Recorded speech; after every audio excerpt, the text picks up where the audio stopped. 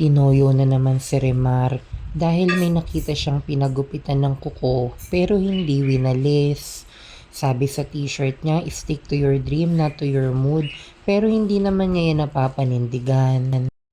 Dahil dyan, another day, another lamang serye. At dito tayo ngayon napadpad sa Roj Bakery para tikman ang kanilang mga breads and pastries. Without googling the answer, sabihin nyo nga kung anong pinagkaiba ng breads and pastries. Wag nyo nang i-google, wag nyo nang i-GPT.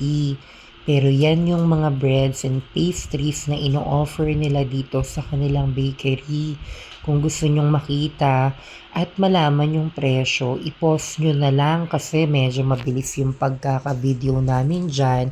Kasi nga may mga iba rin namang customer na nakapila. They offer freshly baked breads and pastries for very affordable prices na kahit wala kang trabaho ay maa-afford mo. Dito tayo sa Roach Bakery. Natikman ko yung ibang bread nila. Ang sarap. Kasama natin ngayon yung owner, si Madam Roach. Madam Roach, paano kayo makikita dito?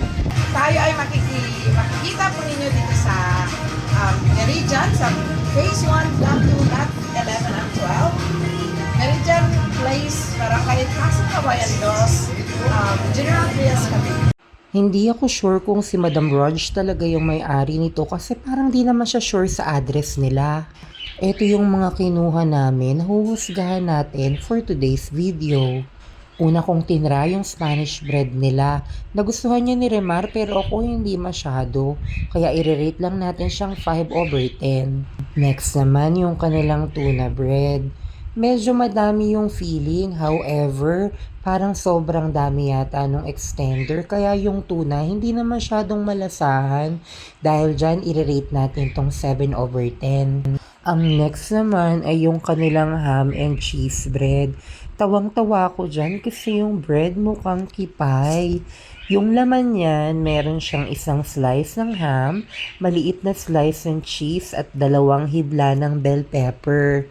Konti yung laman pero surprisingly malasa naman yan at masarap. Kaya itong kipay na tinapay ay ibibigyan natin ng rating na 7/10. Etong next kong binubulat-lat ay ang kanilang carrot cupcake. Kitang-kita naman yung shredded carrot kaso medyo dry at mahirap lunukin. Kaya for this, i-rate lang muna natin siyang 5/10. Ang ating next ay ang kanilang choco waku na mukhang kipay ni Masarap yan, very soft at punong-puno ng feeling. Yung chocolate nilang nilagay dyan, lasang premium. Kaya for this one, i-rate natin tong 9/10.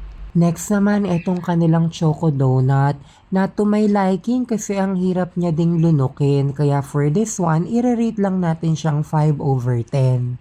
Last sa ating selection ay ang kanilang pianono. Super floppy, super sarap, and trust me, talagang the best yan. Kaya ito ay i-rate nating 1,007 mil/10. Ating tandaan na ang ratings na ito ay nakabase lamang sa aking dila. Magkakaiba tayo ng preferences, ang masarap sa iyo ay pwedeng hindi masarap sa akin and vice versa. No judgment, yun lang, till another lamang serye.